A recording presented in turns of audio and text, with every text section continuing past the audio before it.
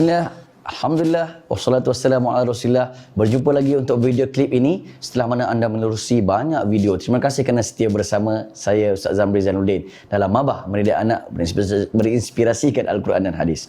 Baik, kali ini perkongsian kita adalah mengenai macam mana Ustaz, saya confused.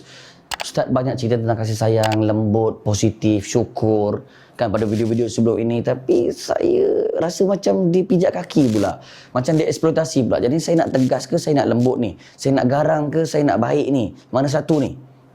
Jawapan simpelnya untuk permasalahan itu adalah kita menggabungkan kedua-duanya sekali. Sebelum ini dalam video yang lain kita pernah bagi tahu bahawa apa? Bahawa kasih sayang itu adalah depan yang paling utama dahulu. Sebab kasih sayang ni umpama apa? Pintu.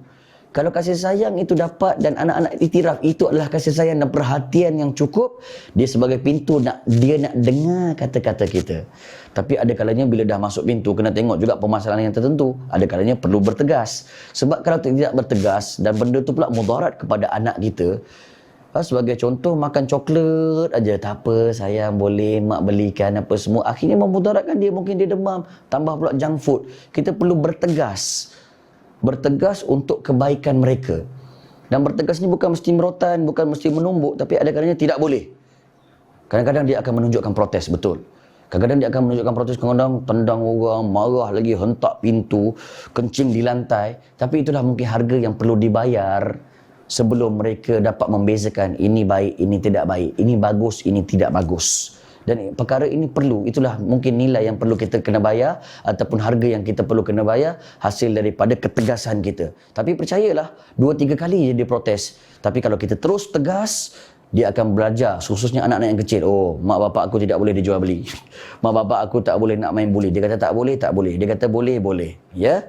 Itu sebab dalam Islam pun sendiri, tempoh untuk solat tu ada 3 tahun bertenang. 7 tahun suruh solat, tapi tak pukul lagi, tak rotan lagi. Tapi bila dah masuk 10 tahun masih letak, ketika itu ketegasan nampak dah mula perlu digunakan. Keluarkan rotan. Bukan mesti rotan dulu, pegang. Sangkut dahulu. Pegang bawa kepada anak-anak, gesa untuk solat. Itu sebahagian tanda tegas dan tidak boleh bertolak ansur pada perkara-perkara yang sepatutnya kita tidak boleh bertolak ansur demi kebaikan mereka. Oleh sebab itu, ibu bapa jangan takut. Akan tidak pada perkara yang sepatutnya tidak. Jangan sampai anak-anak kata, aku dah kumpulkan banyak bukti. Itu yang kadang-kadang kita tak boleh kawal lah anak. Sebab kita sangkakan kita telah menyelesaikan masalah mereka dengan memberikan dia. Dia tak protes, dia tidak hentak kaki, dia tak hentak pintu. Kita rasakan dia dah senyap tu, dah selesai masalah.